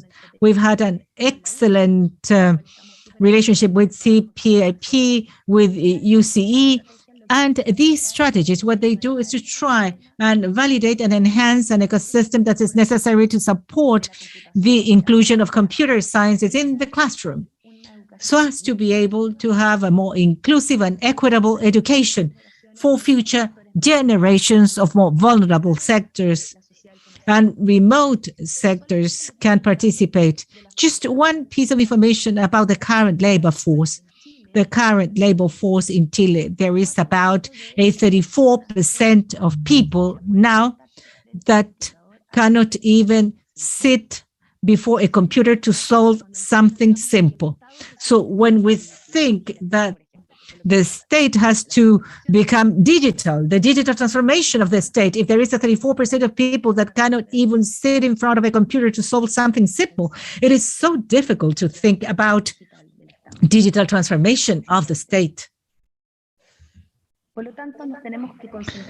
Therefore, we have to close the gaps in the different sectors. We have to reduce what happens in the schools. So computer sciences are not an end by itself, but they are a means to train students, but also the whole ecosystem related to school. Computer sciences and technologies help us to bring here the big challenges of society, the big challenges of the 21st century. And we think that working together with you, with the council, with the whole ecosystem is fundamental, end to end. And I think I'm a bit late and I want to keep the time. This is not only living in a more technological planet. This means having a better planet for all. Technology gives us the possibility to solve the big problems of humanity. It challenges us, it connects us with social problems and also environmental problems. Technology is one of the fundamental keys to solve the problem we have as humanity. So making that knowledge massive and prepare future generations and children in those critical skills is a challenge for us, and I hope it is for you too. Thank you.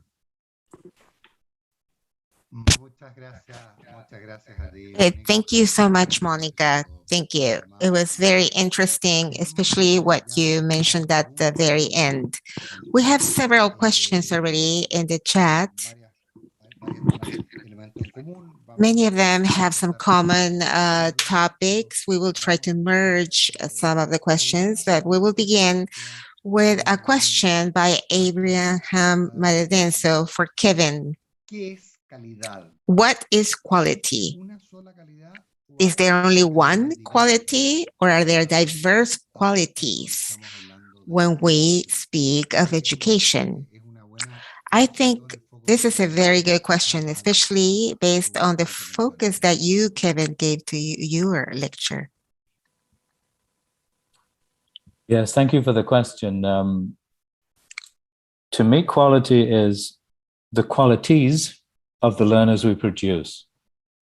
Because, as Monica said, the knowledge base is shifting, but certain things endure.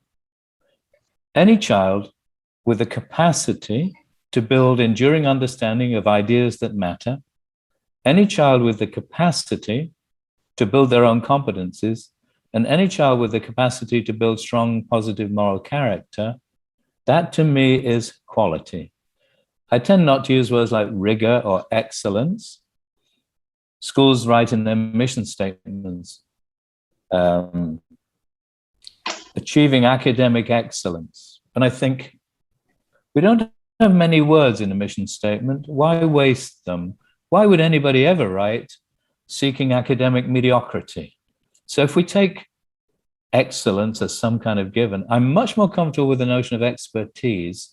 I like Monica saying we don't have to be experts, and that every day we're a novice every day. We're another beginner every day. But I still believe that those universals of deep conceptual understanding and the capacity to build it, high levels of skill, in all the things that Monica talked about and the other things the kids need, those simple universals of quality to me is we produce children with those capacities. We do it through exposing them to stuff that matters all the time. I agreed with everything Monica said. We need to strip things out of schools that don't matter anymore. things that kids will never use in their lives. So quality to me is the children we produce. Very quickly, I would say that those 6 qualities that I mentioned: a compelling communicator, a rational problem solver, a constructive group member. Those to me are qualities of people. And we're in the human business. This is about Homo sapiens. It's about who we are as people. So if we can produce children with those qualities, that to me is quality. I hope that works as a linguistically, but I think it's about the qualities in the children that we produce is the mark of our quality as an educational system. Y en ese sentido, Kevin. Okay, Kevin. And in that sense, Kevin, in part of your lecture, you also proposed a focus on a strong moral character. How do we insert that concept in the classroom in a rationale of just conveying knowledge versus that character building? Of strong moral character building. Yes, we do that very practically. First of all, we have that definition of learning that gives character equal status with competency and conceptual development. Very practically, every one of our learning modules has goals for conceptual growth, competency growth, and character growth. So, for example, if we're talking about access to computer science, and if we were actually writing a module about the importance of computer science. By the way, I love the definition. I don't know if you've heard it, Monica. I got it from the New Zealand National Curriculum. Technology is intentional intervention to expand human possibilities. So if we were doing a module about computer science, we would also have character questions. We always have questions and then learning activities. So the questions might be, should everyone have access? No, we wouldn't use a yes/no question. How important is it that everyone have equitable access to technology? How fair is the current distribution of technology? How do you think it feels to be excluded from society because of your lack of access to technology? So every time we tackle anything that matters, we can ask questions about fairness, empathy, compassion. How would you reflect on your own growth as a user of technology? Because for us, we have a simple set of character traits: reflection, resilience, compassion, fairness, etc. We just build it into every single module. There's always a character element. If we want to build empathy, and we were studying immigration. Immigration is one of the great challenges of humanity right now. We all know, all over the world. Read the news. People invading each other's territory. People getting killed trying to move to another country. We would approach that by having constructivist classroom activities where, okay, for the next hour, you are an unemployed taxi driver in Belgium. You are a medical doctor from Afghanistan, a woman doctor who had to leave because of the current political situation, and now you're a taxi driver. Role play, placing children in the shoes of others through simple classroom activities, having kids argue for the opposite of what they currently believe in a classroom setup. Ways to build character questions into every lesson. The other thing about character is children will pay more attention to what we do than they will to what we say. If we want our schools to be equitable and teach children about equity, we have to practice equity as adults. So to me, it's really 2 answers. Character built into every lesson through the questions we ask and the standards we approach and the activities we do, and character defining the culture of the school, the way we do things around here. If kids in Brussels, for example, we had no problems with the bullying of children with Down syndrome. Why? Because nobody bullied children with Down syndrome. because they're included in everything, because we did Special Olympics and we all came out to cheer off the team when it left that day. So a mixture of planned intentional character development in every module of learning and planned intentional culture building, so because schools have character as well as individuals have character. So to me, it's a cultural approach plus a classroom approach.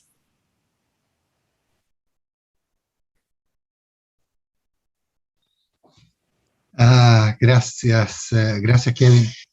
Ahí tengo Thank you, Kevin. I have a question for Mónica. A question for Mónica.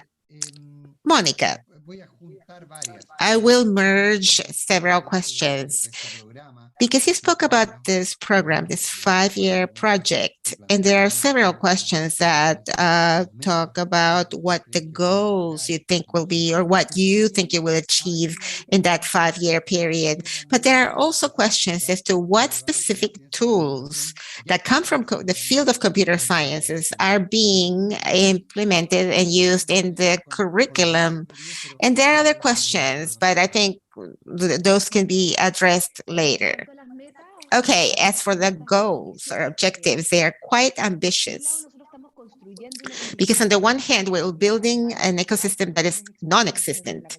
Right now, we don't have expert teachers in computer sciences or institutions that specialize in computer sciences. So we need to build that basis. Right now, we are doing an intensive selection process to look for partners for this, to select institutions and to do a train the trainers sort of program. And then we will, jointly with our partners,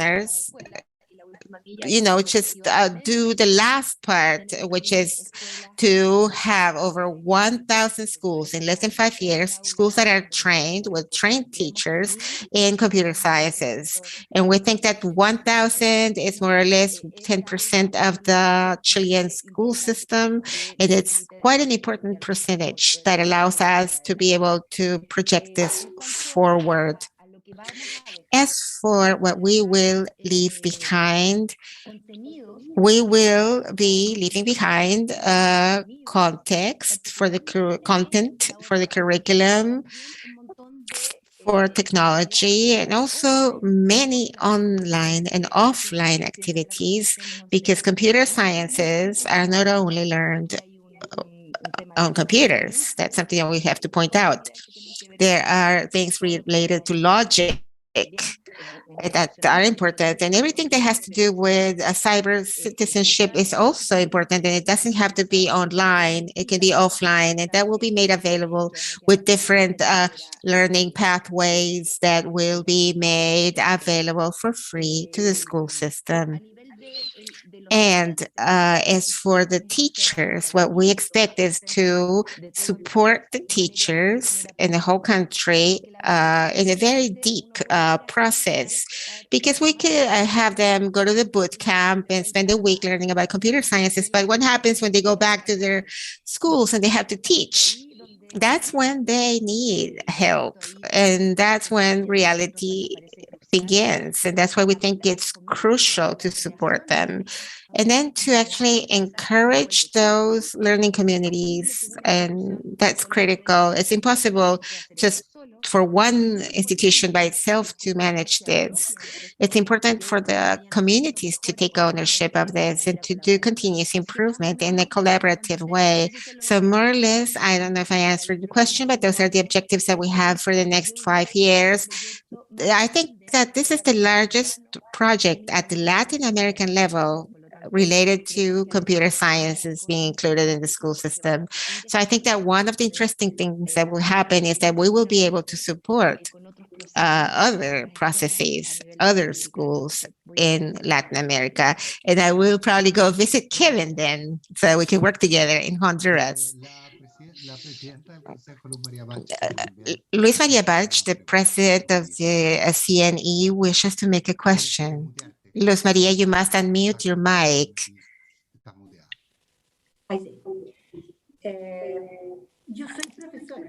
I am a teacher, and as such, I am asking a question now. Not everything that we are taught at the teachers training college is maintained or is what the students need now. What students need changes far faster than what teachers are taught in their training programs. The professional development of teachers seems to play a vital role. It seems to be absolutely necessary. It is a nutrient to nourish a permanent professional development scheme for teachers. This becomes far more complex when we talk about universities, where the development of content seems to take priority over other things rather than the methodologies or the pedagogical aspects that here both of you, Kevin and Monica, refer to certain competencies and skills. How do we manage to have those skills and competencies be embedded in those who have to motivate the system so as to create a learning ecosystem? Kevin spoke about something that I find fascinating, that is the inquiry-based learning. We need teachers that make good questions, questions that trigger other questions, questions that generate lots of motivation. Monica spoke about many skills or competencies to generate critical thinking.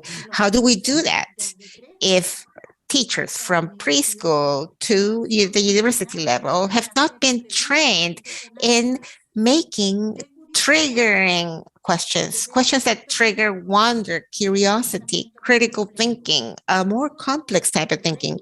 How do we reinstall that in the teaching profession? That question is for you, both Kevin and Monica. Kevin, if you wish to take it and answer it. Well, I wanted Monica to answer the difficult questions. Go ahead, Kevin. Thank you. Several things. First of all, Luz Maria, you're 100% right. I would just add one other thing. The teacher, let's call it, I don't like to use training because training reminds me of training horses or something, but professional learning, but let's call it training, is one of the huge missing pieces. Another, and Monica mentioned this, is leadership. I found in the schools we're working with, and we're working with a lot of schools, if the leaders get it, it flies. If the leaders kind of get it, it works, but it doesn't fly. It doesn't go as quickly. So leadership training, teacher training. What we found, honestly, Luz Maria, and this is why I like being embedded in a school despite running the global organization, is we have to practice what we preach. We teach inquiry now. I actually wrote a learning module, like our student modules, but for adults, called So What's So Good About Inquiry? And we teach the way we want the teachers to teach. There's a common phenomenon in higher education, but also elsewhere, that someone will give you a 3-hour lecture on collaborative learning. We honestly, I can just say, Luz Maria, we don't do that. We teach inquiry using inquiry. So we have our connect, construct, contribute. And we'll say to teachers, right, we're going to learn about inquiry through inquiry. We're going to start by connecting to what we already know about inquiry. And we do simple things. What are the 5 words that pop into your head when you hear the words inquiry-based learning? Then we work in teams. We create concept maps. The second section of that little lesson flow is questioning. We use questions to learn about questions. So I think I would say that we have worked out how to transform pedagogy. Our problem is scalability. But in terms of scalability, I just want to agree with another thing Monica said. In India, what we've found is, I think it's very like what you've done, Monica. The partners we have in India literally hired about 25 of the best teachers they could find. I taught them how to transform rather traditional lessons into inquiry-based lessons. We did it together. We transformed the lessons together. Those people then become both writers and trainers. So we've developed a train the trainers system, and it's just concentric circles. We just grow it.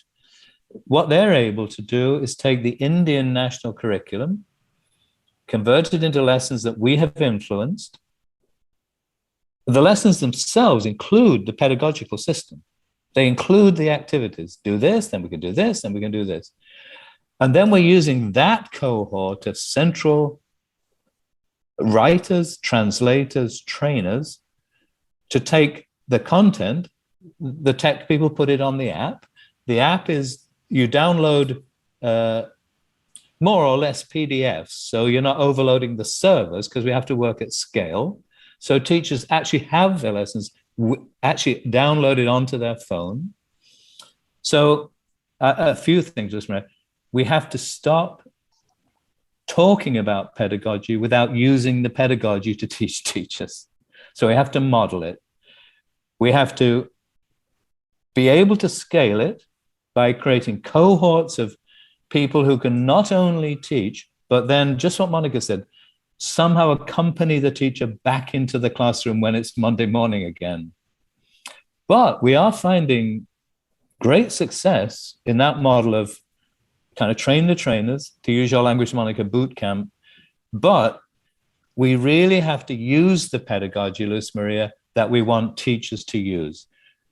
Colleges that lecture about inquiry are never going to turn out inquiry-based teachers. The lecturers have to use inquiry to teach teachers of inquiry. Because when you see it, and I literally am saying, watch what we're doing now. What are we doing now? Watch what we're doing now.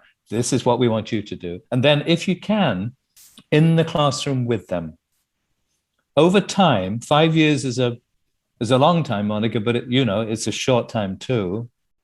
But transforming teacher training to model the practices we want, creating cohorts of writer experts who can translate, say, national curriculum into these modules, training trainers, and then accompanying teachers into the classroom, backed up with video models of this in practice, large-scale training so they can see it in practice.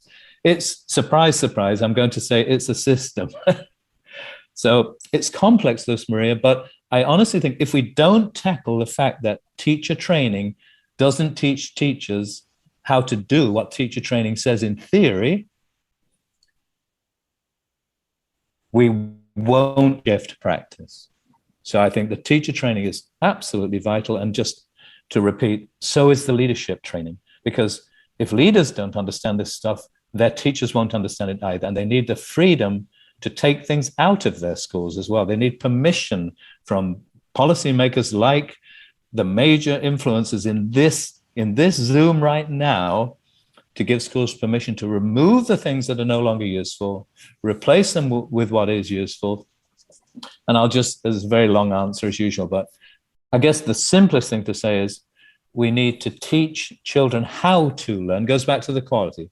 We need to teach children how to learn by having teachers who understand how learning works. They have the content knowledge.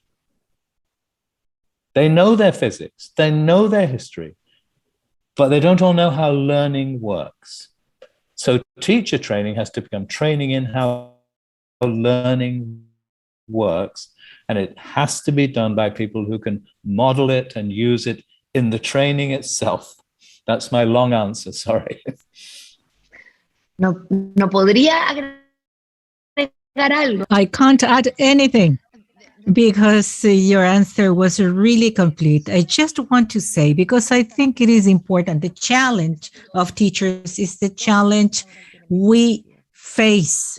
All of us face obsolescence of knowledge we acquire when we studied. Is an obsolescence that is experienced in every field. So learning how to learn, constant adaptation, recycle yourself. It is something that the different areas of knowledge and all of the professionals have to do. Teachers during the pandemic, and we saw that in Kodea adapted so well, particularly computer science has contributed so much to this new approach of working as a team and also have digital material of good quality, not a mere digitalization of reading something. So we think that there is a lot of space, and working with others. The school has always been an institution that is quite close. But today, there is a big opportunity for teachers to connect to other teachers. And this is the typical thing you do with your colleagues.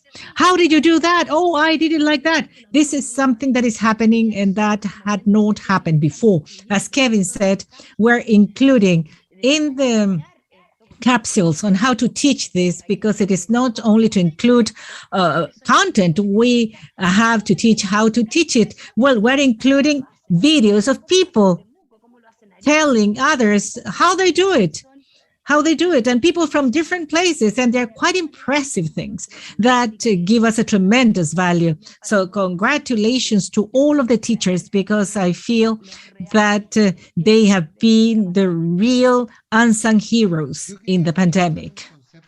I just want to add something, if I can, Monica.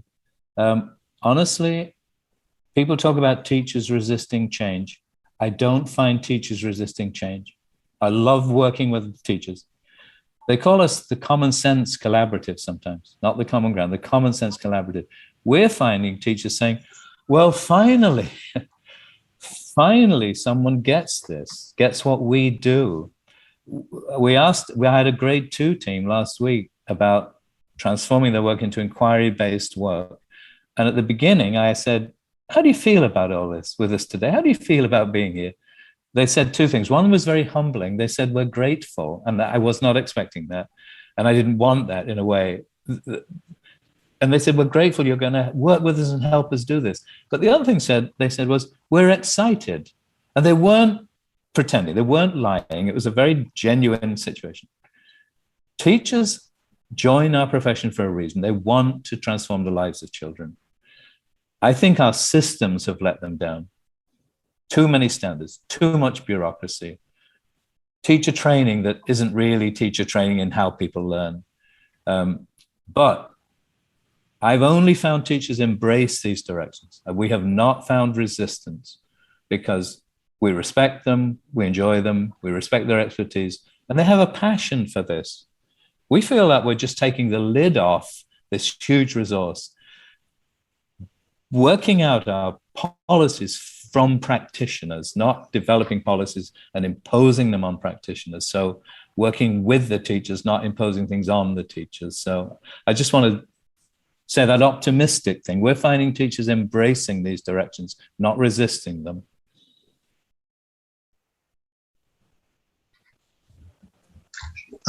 Yo quería aprovechar, gracias, Kevin. Thank you, Kevin. I would like to mention a concept that Kevin used to ask you both, because Kevin spoke about the difference between the owner and the one that rents, and how how can you turn people into owners of knowledge, not renting knowledge. This concept of simplicity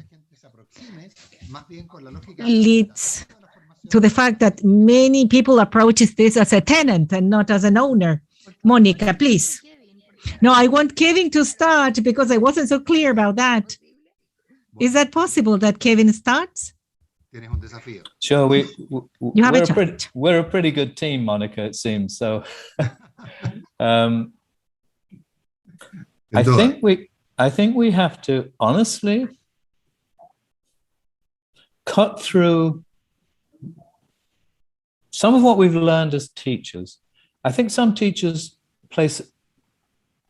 feel they have to place a distance between themselves and the children.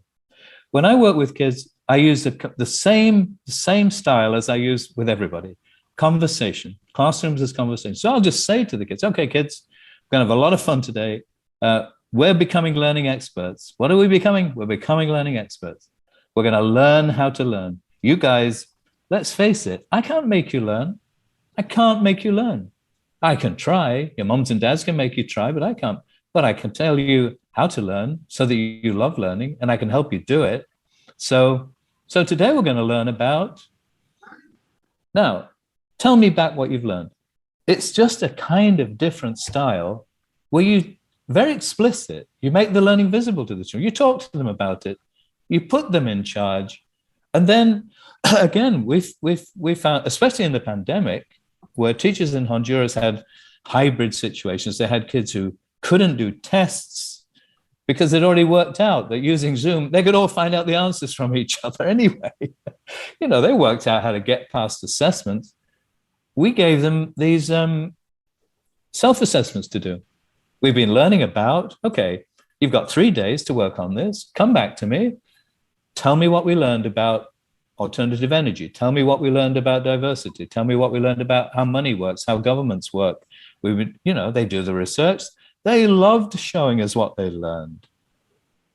Here's what I learned about governments. I used to think this, and I found this video, and I did these drawings, and so it's just, I say just, it's a I know it's a cliche, it's a paradigm shift from the distance between me and the children and I impart knowledge to, okay, guys, there's some important stuff we're going to learn today, and we're going to learn how to do it together.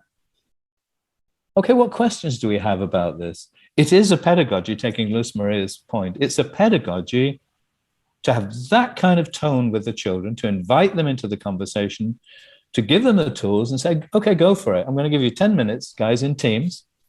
Come back with a concept map. You know how to do concept maps. Come back with a concept map. Let's put in the middle democracy. Okay, ideas you associate with democracy. And remember, not just the ideas, but on the lines in the concept map, the relationships among them. Right, now what we're doing is we're building our conceptual knowledge. You're becoming experts in thinking about ideas. But I'm just trying to model that visible, explicit, talking about learning with the kids. It requires the teacher to do two things. Know their stuff and teach their content, but teach how they're teaching their content to the children. Teach how we're going to learn this content to the children. So the teacher has two jobs then. I know my content, actually three. I need to know three things to be a great teacher. I need to know my children, I need to know my content, and I need to know learning theory. And it's that combination. And I think what we've neglected is the learning how to learn stuff, making it visible, making it explicit. I don't find it a problem then. The children just feel that they own their learning, especially if you start with them when they're 3 years old. We're doing this with nursery, you know, and it's perfectly possible, especially with technology. Even when the children can't write anything, they can take photographs of their work. We can share that with parents. We can put Google Slides together. So, but it's just that natural business of sharing what we're doing here, kids, as well as the content we're learning. It's removing the magic, removing the veil from pedagogy and making the pedagogy intentionally explicit to the kids. And then it becomes natural. The only problem for those kids is they then go to lessons where the teachers don't do that and they're thinking, whoa, hang on here. I'm supposed to be part of this. But so again, sorry, I'm prone to long answers, Mónica, sorry. Bueno, simplemente ahora que sí ya entendí de qué estábamos hablando. Yes, now that I understand what we're talking about, I would like to say that all of us learned at some point. It's just like riding a bike. I could have sat down and shown on the chalkboard, on the blackboard, what it's like to ride a bike, but actually you have to get on a bike and ride it and fall.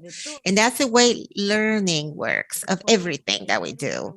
We can have a theoretical approach, we can have a content-based approach, but understanding how learning works is key.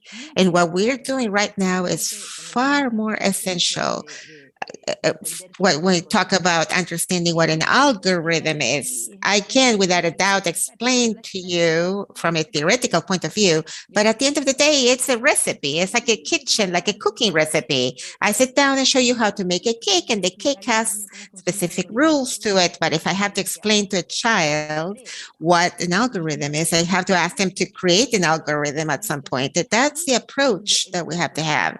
And then that's when the teacher has to become a coach and an expert in learning, and not an expert in algorithm as a content, because that's not what we want to do. Because the content is there, you just need to convey it. We have a couple of minutes to go, and at the length that Kevin is taking for his answers, this is just a joke. It could be even longer, but there are some underlying questions. And because I'm under the impression that what you both propose has been focused on school education. How do you see this, if you see it in Kevin's case? In Monica's case, it's evident, but how does this apply to higher education? Kevin, can you see this applying to higher education? I think if we substitute the word education for learning, higher learning, honestly, and I'll be quick this time, I think these are universal approaches. I think universities also need to teach people how to learn. Some of them are very good at it, actually. They don't just lecture, but so, and I think we have to prioritize, this may be too controversial, but I think we have to prioritize learning over publications, the publish or perish. But I think it's completely universal. As I said earlier when I showed that spiral, I think that's how I learn now. So learning how to learn has to be at the heart of this. Otherwise, we're always loaded up with redundant content. Once you recognize that education is about learning how to learn and the content shifts, then we have quality, and it doesn't matter whether the kids are 5, 15, or 55.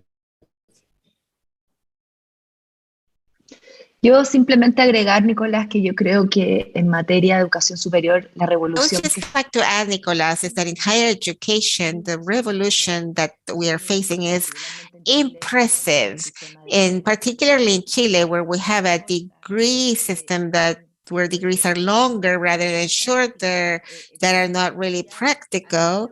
I think that now there's an offering, an educational offering that is become implemented in the world that is more geared to the needs of the workplace. And so I think that particularly higher education, colleges and universities are beginning to pay attention to that with this focus of learning how to learn and the focus of leaving the theoretical behind and the blackboard and just putting your heads at work and just diving in, and just learning how to learn, going back to actually that instead of learning 5 years law and then, not being able to put it into practice. And now, of course, the digital media allows us to do this very easily, very readily. Yes, exactly. Because in the past, well, now students might wonder, whether it makes sense to actually just go to on-site to university or just to do it online to Harvard, for instance. So now there's a diversification of the educational offering. You have online courses being offered, and now knowledge is fully available. So now it's not a problem of knowledge. Knowledge is available in multiple platforms, and it's available to everyone. Of course, we tackled the digital gaps that we have, but this is centered on learning. How do we manage to have workers that can learn more efficiently and that can then begin to do upgrading of their own learning constantly? Well, one of the traditions of online courses is that we have to stick to the time. And we're running 2 minutes behind. Kevin and Monica, thank you so much. This, of course, is food for thought. There are many ideas in the the chat group that we had. And just to wrap up, I will leave with you Ms. Anneli Ramirez, the Executive Secretary of the National Education Council, who will be closing our webinar. Anneli, the floor is yours. Thank you so much, Nicolas. On behalf of the National Education Council, I would like to thank our guest lecturers, Kevin Bartlett and Mónica Retamal, for sharing their experience with such insightful and inspirational lectures. And I would also like to thank the Minister of Education and the President of the Council and those who have followed this webinar and have contributed with their questions. Thank you, everyone. We hope that we have met your expectations.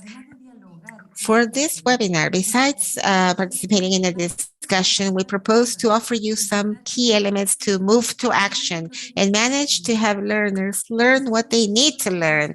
That has always been our main purpose, the why behind our actions, that we have made very explicit for the last few years. And just as the Minister of Education has said, we need to recover that focus in the education policies, the focus on the learning of our students that now has acquired urgency, and urgency that we cannot neglect the need to include technology and digitization. So how do we organize learning now with experiences centered on the students that are relevant to the student and that are compelling, attractive, and appealing, that can generate learning for their whole life cycle? Kenneth and Monica gave us ideas, experiences that are applicable and useful to all levels of education, from preschool to higher education, for lifelong learning. Kevin gave us a key to success: simplicity, plus this systemic notion and scalability. The invitation, therefore, is to put into practice all of that, because we have good arguments, we have evidence, and we have conviction. So let's take this ecosystem for learning, not only to schools or higher education or teacher training colleges or the national agencies, but to the system as a whole, considering in addition that we cannot exclude the spaces outside the traditional world of education where technology is developed, which is innovation and digital transformation, because those are spaces where learning takes place too, and where our future is being built or configured. We heard about the importance of the principles and the contrast with rules, and that we need to share. And we have been shared perspective. We have been trying for so many years to build an ecosystem. However, if we reach an agreement and we have common grounds like the relevance of the importance of students, placing them at the center of our system, the importance of leadership and the support provided to teachers, and the shared concept of quality and qualities in plural, and that we need to promote quality, and working on those common grounds. That has not been enough yet. We meet systematically in open and technical meetings, but that has not proved enough. We have installed normative systems for the quality assurance of education, and we have established a governance for that, but that has not proven to be enough. Maybe the consensus that we have reached have not been enough to build a healthy and effective ecosystem in education. And so we continue seeing gaps in learning, gaps among students, gaps between institutions, gaps among teachers, among disciplines, among the access that we have to technology, and gaps between the different normative structures and our daily reality, just as Kevin shows, like with a wall between theory and practice. And there's also a gap between what we promise as a system and what we end up doing. And that generates a problem, obviously, of people trusting the system. Therefore, the issue at hand is how do we project ourselves to have better learning experiences? How do we close those gaps or bridge those gaps? How do we make that happen? By choosing simple solutions and the right scalability. One part of the answer to that could be in the invitation to put into practice those essential questions, as we heard today, and the 3 C's of learning: conceptual aspects, competencies, and character, and everything that we need to do. And then the quality assurance systems for education, we need to have deep understanding of what we're doing, something that is updated.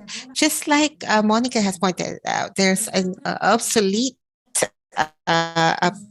there's lots of obsolete content. We need to contribute and build, and we must insist on building spaces where both the language of experts and the language of common people is heard, and to insist on the importance of discussions and dialogues, and not only agree with those people who but discuss and with those who will be far more affected by what we're going to implement. We need to have more competencies, expert knowledge put into practice that is also able to deconstruct, and a very important character imperative, because all policies have this as an element, and we need a leadership that can consider and reflect and do many things. And so how do we respond to this challenge? The challenge of simplicity is not easy at all, but we have several clear ideas that we know that to educate without limits, we cannot renounce the learning of students. We can't leave it in the attic, as Kevin has said, but we must be willing to just leave enough elements that we need, but to leave bureaucracy and red tape or things that distract us from our work, our own biases, the rigid structures of our institutions, and to educate without limits, just as we have said, and with innovation, lifting the unnecessary restrictions that are imposed on us, and to actually risk with our actions to look for innovation in changing contexts. That's why ecosystems and culture must be permeable to new ideas. And it's not just a matter of replacing the old with the new. We need to look at what is essential and what is not. Just as Kevin has said in the discussion we held earlier, we have to have an effort to actually take advantage of innovation, trying to find elements in the traditional and the new, in things that we do face-to-face and in things that we do online. So we need to leave behind our rigid structures, as I said, and we need to overcome old habits that don't allow us to move forward. And the invitation is to also take into account all the diversity, not only diversity of the system, but because we need to adapt. All contexts change, but not all in the same direction or in the same at the same speed. And finally, but perhaps the most important aspect is collaboration. Education is a collaborative action per se that becomes stronger and is better when it is shared, where the objective is to have others improve, and when others improve, they help us improve. Therefore, learning from learning, and that benefits everyone. So we are all accountable and responsible for that to happen. And to close, I think that we need to think deeply and reaffirm our commitment, and do so responsibly.